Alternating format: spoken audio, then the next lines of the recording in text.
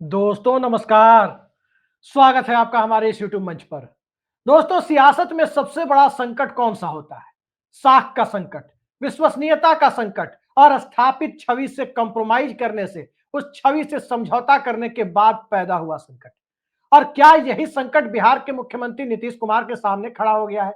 क्योंकि नीतीश कुमार की जो छवि रही है, उस छवि के बारे में यही देखा गया कि जिस किसी मंत्री पर उनके आरोप लगे, घंटे 2 घंटे या 4 घंटे में या हद से हद 24 घंटे में उन मंत्री का इस्तीफा हो गया।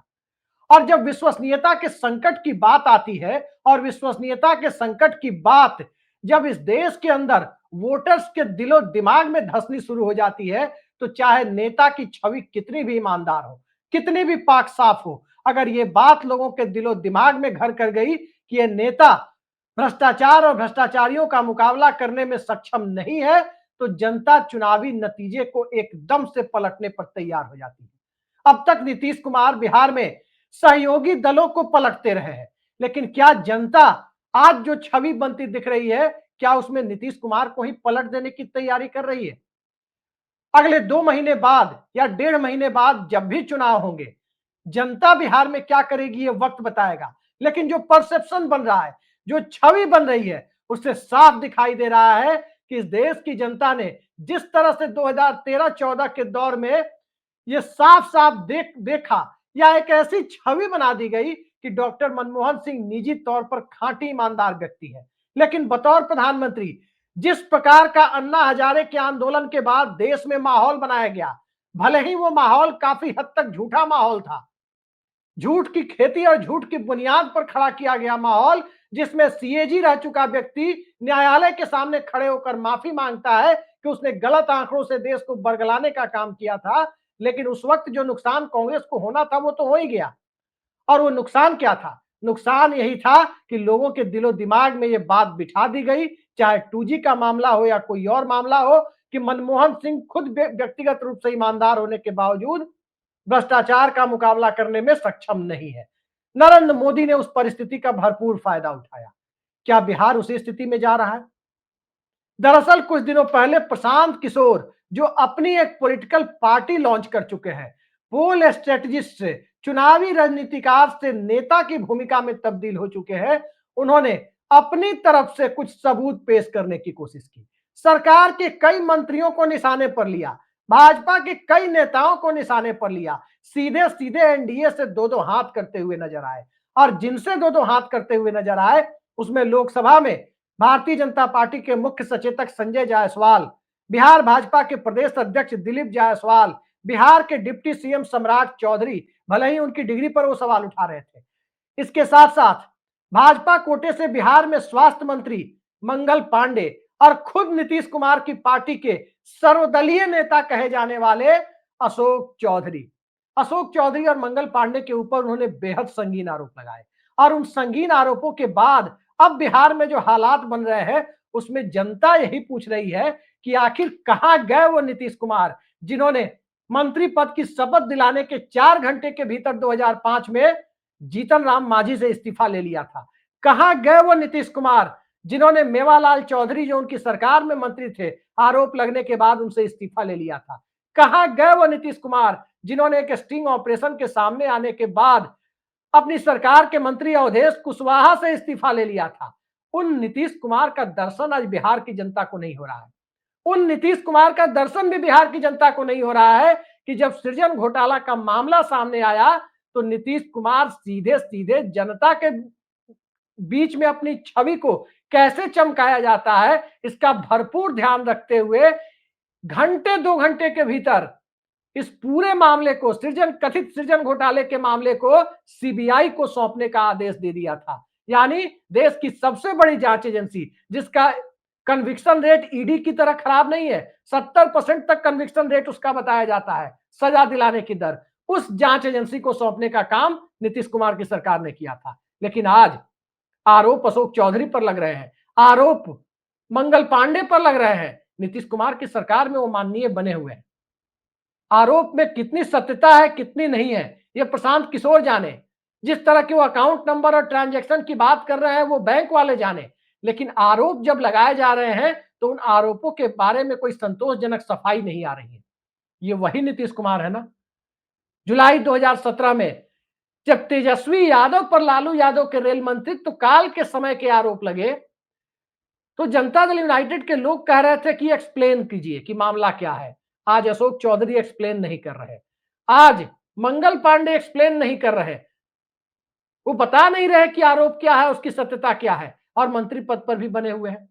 उस वक्त तो नीतीश कुमार ने खुद इस्तीफा दे दिया था और महागठबंधन सरकार की जगह एनडीए सरकार का लेबल लग गया था। साल 2017 था, महीना जुलाई का था। अब क्या हो गया? अब नीतीश कुमार कर क्या रहे हैं? ये बिहार के चौक चौराहों और नुक्कड़ पर गांव गांव तक चर्चा का विषय है कि क्या नीतीश कुमार अपनी छाया मात्र रह गए हैं? क्या चुनावी वर्ष में नीतीश कुमार की ऐसी छवि जो बनती जा रही है, क्या उसके सहारे एनडीए की चुनावी नैया पार लग पाएगी? बड़ा सवाल है। लेकिन नीतीश कुमार चुप हैं, पक्के तौर पर यह बात नहीं मानी जा सकती। जनता दल यूनाइटेड के एक प्रवक्ता है, विधान पार्षद है नीरज कुमार, नीतीश कुमार के बेहद विश्वास पात्र है। नीरज कुमार ने सीधे सीधे वस्तु स्थिति साफ करने और जवाब देने की बात अशोक चौधरी के लिए कही, अपनी पार्टी के मंत्री के लिए कही। और स्वाभाविक है कि अशोक चौधरी यदि जवाब देते हैं, अशोक चौधरी यदि मेवालाल चौधरी या जीतन राम मांझी या अवधेश कुशवाहा की तरह इस्तीफा देते हैं, तो अशोक चौधरी की तर्ज पर चलते हुए इस्तीफा देना होगा मंगल पांडे को ही, जो भाजपा के प्रदेश अध्यक्ष रह चुके हैं और बिहार के स्वास्थ्य मंत्री हैं। वही स्वास्थ्य मंत्री जिनके राज्य में, बिहार में स्वास्थ्य सेवाओं का हाल यदि आप देखें तो आपको पता चलेगा कि बिहार किसी आदिम युग में तो नहीं जी रहा। तो इस्तीफा उन्हें भी देना पड़ सकता है। इस्तीफा प्रदेश अध्यक्ष पद से दिलीप जायसवाल को भी देना पड़ सकता है। इस्तीफा भाजपा के चीफ व्हिप के पद से संजय जायसवाल को भी देना पड़ सकता है।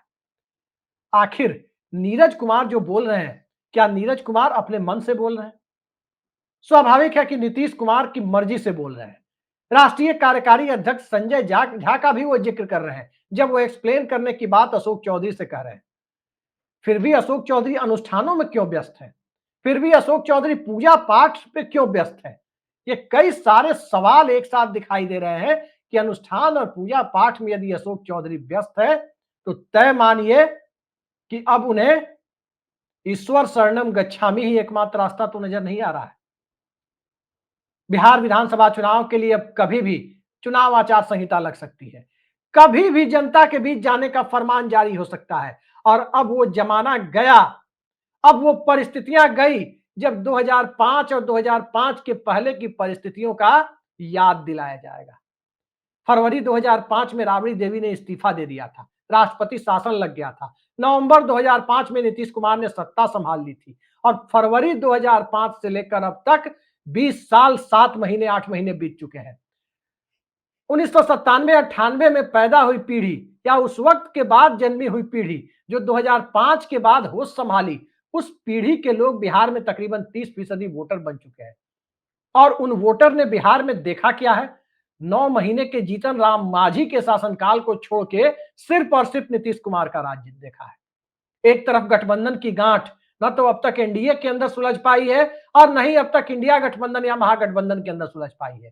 तेजस्वी यादव क्वालिटी सीटें देने के लिए कांग्रेस को आनाकानी कर रहे हैं। कांग्रेस क्वालिटी सीटों पर अड़ी हुई है। जो पटना से खबरें आ रही है उसका लब्बो लुआब यही है। मुकेश सहनी डिप्टी सीएम का पद मांग रहे हैं और इन सब के बीच राहुल गांधी की यात्रा के बाद तेजस्वी यादव अकेले भी यात्रा पर निकल रहे हैं। लेकिन एनडीए में क्या स्थिति है? एनडीए में Chirag Paswan number of seats के साथ क्वालिटी सीट पर भी उलझे हुए हैं। उन्हें एनडीए की कई सीटें चाहिए, कुछ मंत्रियों की सीटें भी उन्हें चाहिए जो न तो नीतीश कुमार को मंजूर है न ही भारतीय जनता पार्टी को मंजूर है। तो आखिर एनडीए के अंदर जब गांठ नहीं सुलझ रही, चिराग पासवान ने नीतीश कुमार की ताकत को तकरीबन आधा कर दिया। भारतीय जनता पार्टी उस खेल में पर्दे के पीछे से 2020 में शामिल बताई जा रही थी जब नरेंद्र मोदी के स्वघोषित हनुमान चिराग पासवान नीतीश कुमार को जेल भेजने की बात करते हुए चुनाव में उतर रहे थे। तो आज की परिस्थिति में क्या नीतीश कुमार उस स्थिति में है कि चिराग पासवान एनडीए में रहे भी और चिराग पासवान का वोट जेडीयू को भी ट्रांसफर हो? क्या चिराग पासवान या भारतीय जनता पार्टी उस स्थिति में है कि चिराग मॉडल खेलने के बाद 5 साल बाद वो बीजेपी के खाते में जेडीयू के वोट ट्रांसफर करा सके।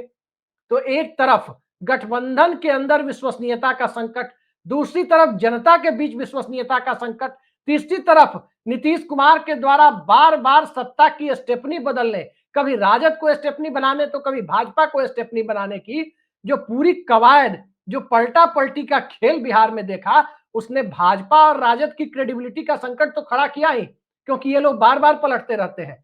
साथ साथ नीतीश कुमार के लिए भी पलटा पलटी के इस खेल में विश्वसनीयता का संकट पहले से पैदा कर रखा है कि नीतीश कुमार बार बार अपना सहयोगी बदलते रहते हैं।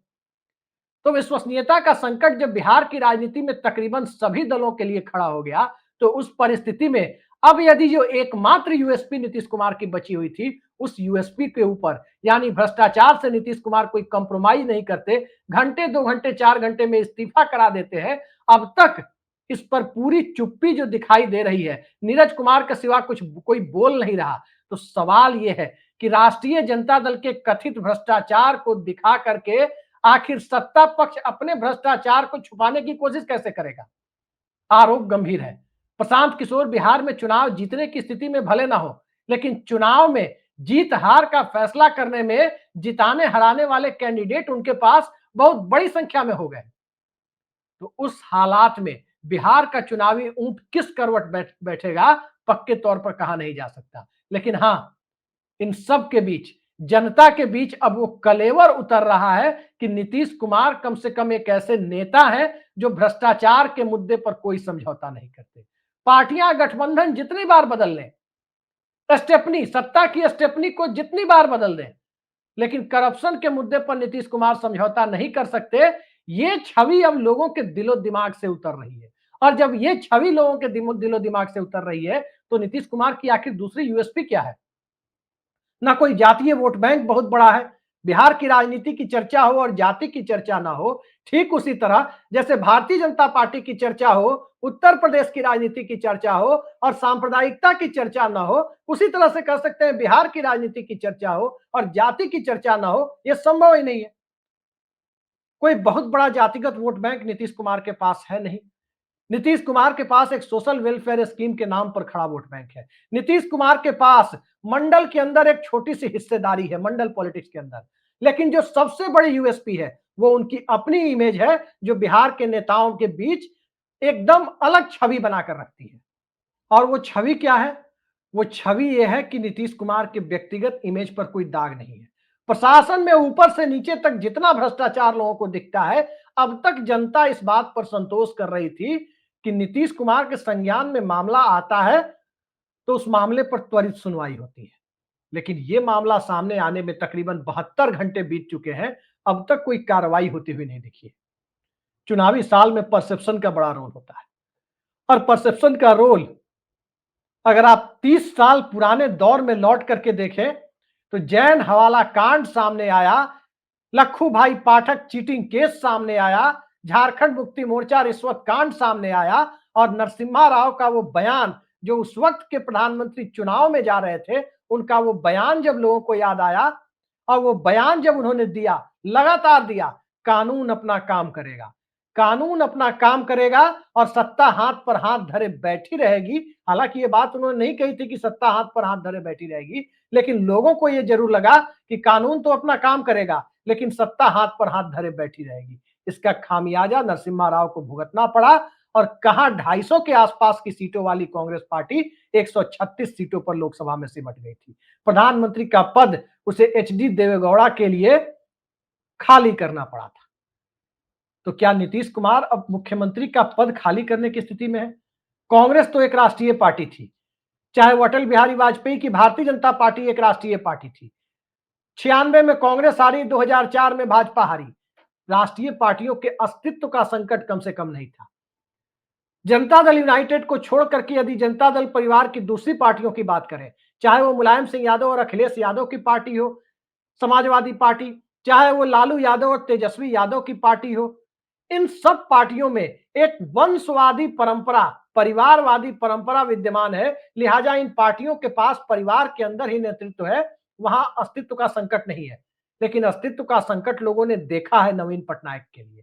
नवीन पटनायक की पार्टी अब किस हालात में है बताने की जरूरत नहीं है। क्या वही संकट यदि विश्वसनीयता के संकट के साथ एन चुनाव के मौके पर सामने आ जाए तो इसे क्या माना जाए। नीरज कुमार के बयान को देखकर तो यही लगता है कि बिहार दिलचस्प मोड़ पर खड़ा है और नीतीश कुमार कोई बड़ा फैसला लेने जा रहे हैं। लेकिन उस बड़े फैसले के लिए इंतजार किस बात का? उस बड़े फैसले के लिए आखिर कौन से राजनीतिक खेल की गुंजाइश बनाई जा रही है और उस बड़े फैसले के लिए आखिर बिहार की सियासत में इतना इंतजार क्यों किया जा रहा है? बिहार का चुनाव दरअसल बिहार का चुनाव नहीं, देश का चुनाव बन गया है। चंद्रबाबू नायडू का राजनीतिक रुख क्या होगा, ये बिहार का चुनाव तय करेगा। नीतीश कुमार और उनकी पार्टी का भविष्य क्या होगा, ये बिहार का चुनाव तय करेगा। और नायडू और नीतीश का भविष्य मोदी सत्ता का भविष्य तय करेगा, ये भी बिहार का चुनाव तय करेगा कि नरेंद्र मोदी नवंबर के बाद प्रधानमंत्री पद पर है या दिल्ली के लुटियंस जोन में एक टाइप 8 बंगला बतौर पूर्व प्रधानमंत्री उनके लिए इंतजार कर रहा है। इन सारी परिस्थितियों का निर्धारण जब बिहार का चुनाव करने जा रहा है तो कई मायनों में इन सब की बुनियाद कहीं ना कहीं नीतीश कुमार के अगले कदम के साथ जाकर जुड़ते हुए दिख रही है। और वो अगला कदम क्या चुनावी साल में अपने इमेज मेकओवर या फिर पुराने इमेज को सामने लाने के लिए मंत्रियों के इस्तीफे के रूप में सामने आएगा, या नीतीश कुमार बड़े पैमाने पर मंत्रियों को बर्खास्त करके जनता के बीच संदेश देंगे। कुछ ना कुछ नीतीश कुमार करेंगे। उनकी पुरानी छवि को देखकर लोगों को लगता है यदि नहीं करेंगे तो फिर तेजस्वी यादव और लालू यादव के ऊपर, विपक्ष के नेताओं के ऊपर किसी भी तरह के कथित भ्रष्टाचार के आरोप को लगा पाने की स्थिति में न तो जनता दल यूनाइटेड होगी न ही एनडीए होगी। वोट चोरी का मुद्दा पहले से मुद्दा बना हुआ है। बिहार में सामाजिक न्याय और जाति गणना के मुद्दे पर नीतीश कुमार की चुप्पी पहले से मुद्दा बनी हुई है। नीतीश कुमार की कथित खराब सेहत वो पहले से मुद्दा बनी हुई है। और इन सब के बीच उनकी सबसे बड़ी यूएसपी मुद्दा बन जाए तो चुनाव की दशा और दिशा का निर्धारण होना करीब करीब स्वतः तय हो जाता है। देखते हैं और क्या क्या स्वतः तय होता है या स्वतः तय होने की प्रक्रिया पर नीतीश कुमार अपनी तरफ से कोई मास्टर स्ट्रोक खेलते नजर आते हैं। आज के लिए इतना ही। नमस्कार।